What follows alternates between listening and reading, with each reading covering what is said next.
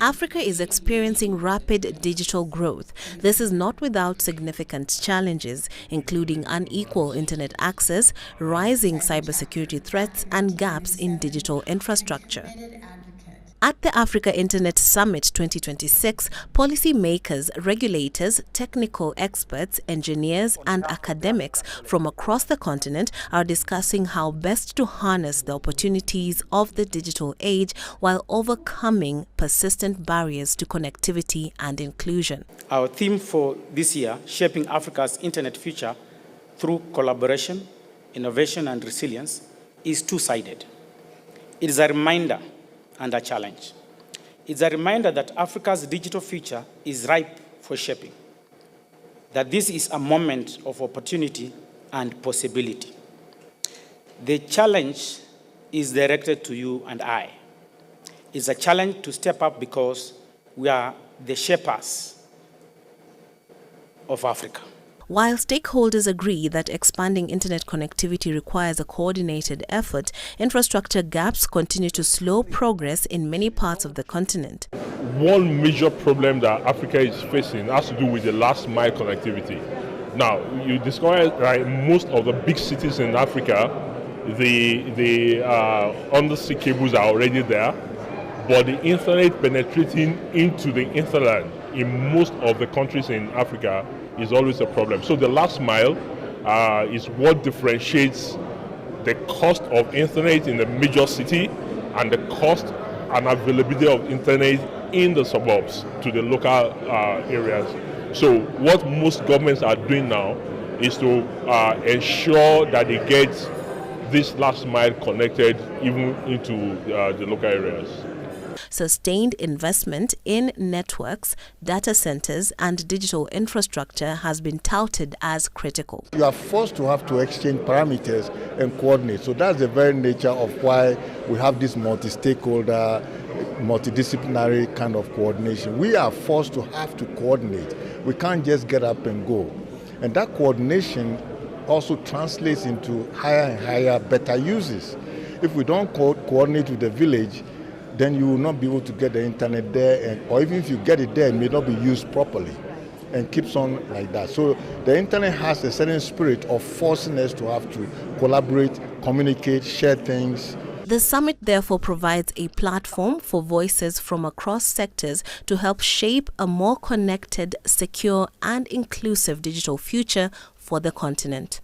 As internet connectivity continues to expand across Africa and new technologies take ground, stakeholders are making sure that no community is left behind. And that is why the conversations here at the Africa Internet Summit are very important. And aside from that, they're geared towards tackling challenges and also finding new opportunities for everyone in the continent. I'm Trix Ingado for CGTN.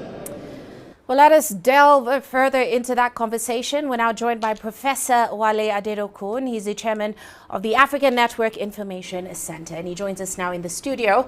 Great to have you on the show with us, sir. Thank you very much. Thank you for having me. And I know I would like to find out, first of all, what the state of the overall industry is as you're discussing at this conference.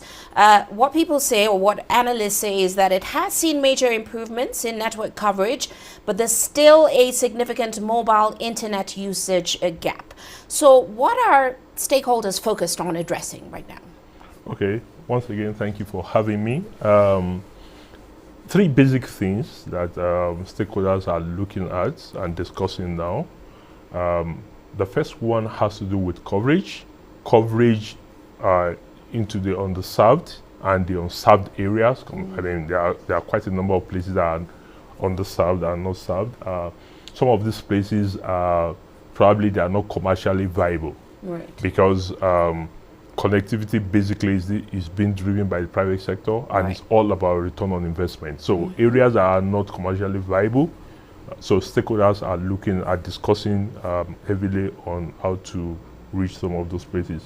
Right. Also, we are discussing a lot about policies, policies that drives this penetration of internet connectivity, and we are doing this, by ensuring that we get Africans to design their own policies, policies that are suited for Africans, developed by Africans. So we bring people, into the room to ensure that we discuss these policies. Right.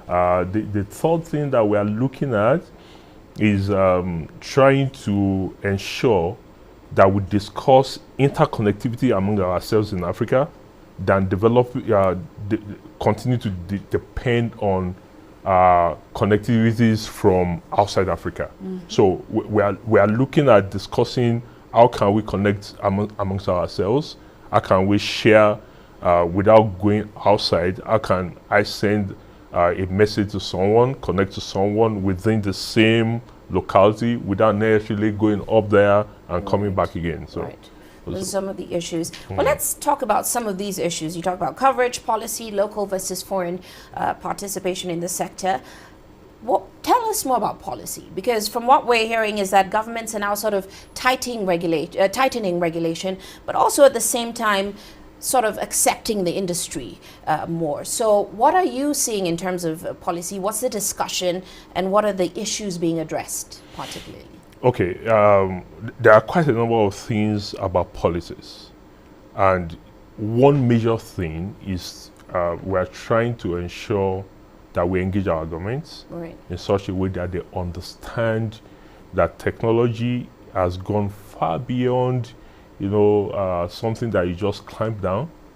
They should use it as a lever for growth, because technology is as far gone beyond what people. Quite fast, yes. So we are trying to engage, and some of this engagement that we do, bringing people on the table, bringing government on the table to discuss with stakeholders, understand the pains, understand the pain points, develop a policy around it in such a way that whatsoever government is doing, we enable people, the common man, to also be able to enjoy whatsoever technology is. Are you getting a good response from the government? And I'd like to get your take on policy right now. Okay, we are getting a good response. Like today, one of the things Afrilink does is today we had an African government engagement session.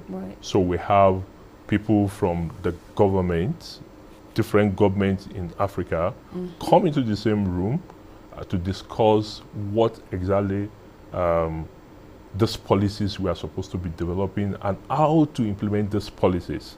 So when you understand what the internet is all about, you know that everything has its good part, everything has its bad part.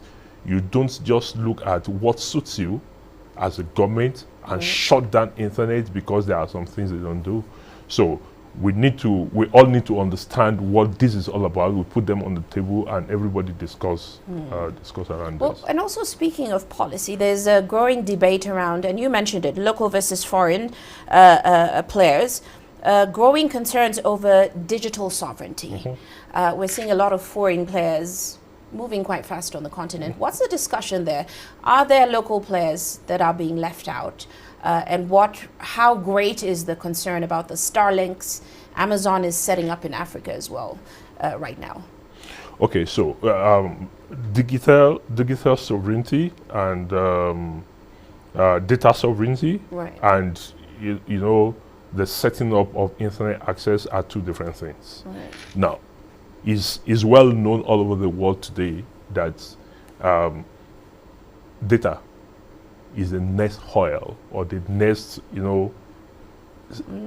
resources that everybody needs to. Resource now, unfortunately, we are not looking at that. Our government is not looking at that comprehensively, and it's one of the things that we're discussing.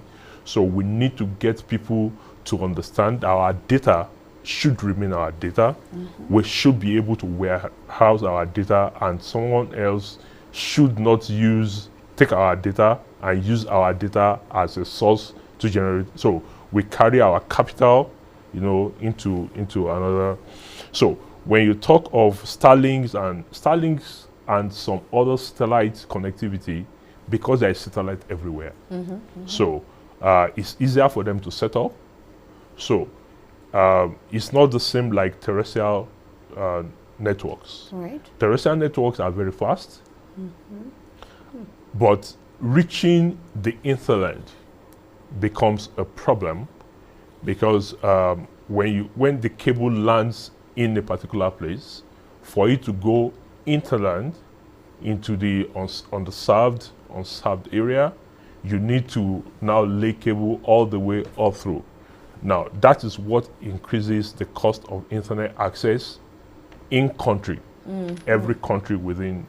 So for now, yeah, Starlink comes in because they use satellite, but I'm sure it's just for a while. Our governments, all state governments in Africa are looking very deeply and investing a lot into infrastructure, building infrastructure from the cities to the rural areas.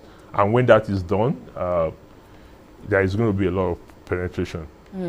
Well, before we leave you, I want to get your sense on the future of the space. Are African companies competitive, or are we seeing foreign players dominating the sector? Foreign players were dominating, but in the last 2 years, we have seen a lot of African companies coming, with full force, and they are making a lot of impact within our nations. So there's hope. Well, thank you so much, sir, for joining us in the studio. Thank you for those great insights. Thank you so much for having me. We'll certainly continue to follow the discussions at the conference. Of course, that was much. Professor Wale Adedokun. He's a chairman of the African Network Information Center, joining us here in the studio.